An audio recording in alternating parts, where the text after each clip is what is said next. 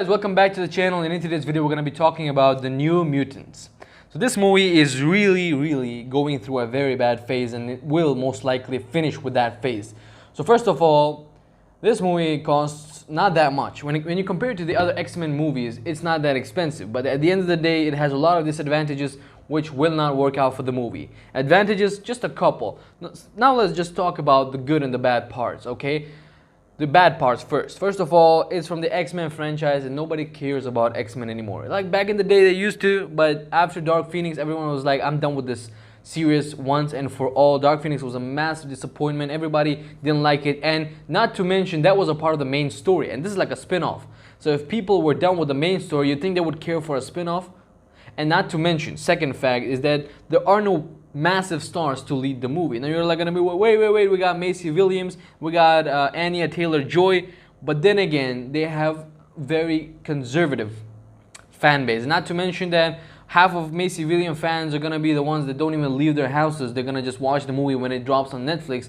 So who's gonna go to the cinemas and pay for the tickets, right? And I get it, to a certain level, they have a little bit of stardom to them, but not big enough to lead an entire movie.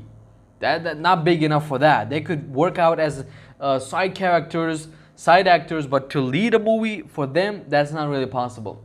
Now they thought they could do something that Bumblebee did. Now Transformers 5, right? The Last Night. That was I think the biggest movie I've ever seen. And when I say biggest, I mean in length. That was the lengthiest movies I've ever seen in my life. And then I was sitting in the cinema for 3 long hours. I almost got an ass cancer, and I don't even know that exists or don't exist. 3 hours in the cinema without a break, and then I was done with the franchise. I was like, Transformers, never again. But then Bumblebee came, and I didn't even watch it in cinemas. I just watched it once it came to the streaming services. And then when I watched it, I was like, you know what? This is genuinely good. They've done a great job to bring back the Transformers franchise. And after this, whatever other Transformer movie comes in, I'm hooked up. I'm gonna be watching them. But with the X-Men franchise, they're not really doing that, because The Last Night, the fifth movie in the Transformers franchise, at least did quite a lot, like more than $650 million if I'm right. X-Men Dark Phoenix, not even 250, right? It was around 250, not even 300 million. Now that movie lost a ton of money for the studios, and yet they went with this. Now the good part in here is it's kind of cheaper, $67 million, but then again, $67 million budget still requires at least, I'm talking about as low as possible, 150 all the way to $175 million to at least break even. That means just to recover the budget.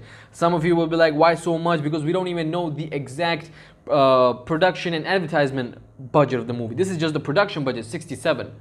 So just for the production, I'm giving you a rough number, 150, 175. That's, and if the production, if the promotion and advertisement is even more than this, then we need around at least 200 worldwide to recover the movie, and anything after that is profit. This movie had a shitty opening weekend, just around $7 million. That was bad. And even if it goes on and makes like around even around 10 times its opening weekend in US, 10 times its opening weekend, not to mention the bad reviews, even around 10 times is not going to help the movie, because it's going to be 70, and overseas doesn't look interested in this at all. It had an overseas debut. Yeah, it had a bid. So overseas is around 2.9 million. The US debuted around 7 million. So the worldwide opening is 9.9. Let us just make the producers happy, 10 million, okay? 10 million on a 67 million budget. We need 200 at least. Somewhere around 200 just to be safe. 150 to 175 is also possible, but we don't know the production and advertisement cost. So I'm gonna go with 200 at least to be safe, and then this movie works out.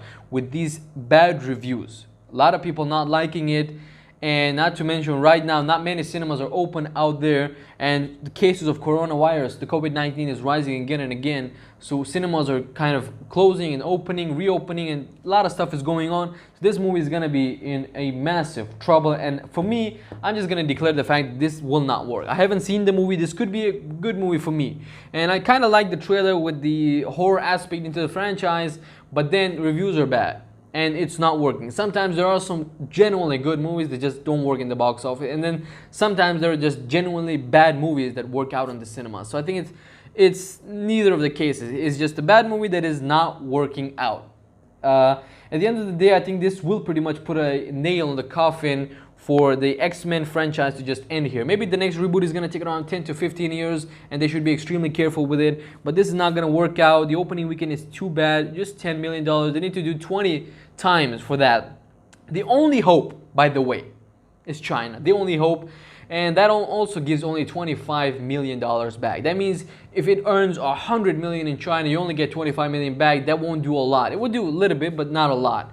At the end of the day, it has to go something like 200 million plus in China to have any chance of the franchise to be brought back and we could get like the New Mutants Part 2. But I really think that's not going to be the case.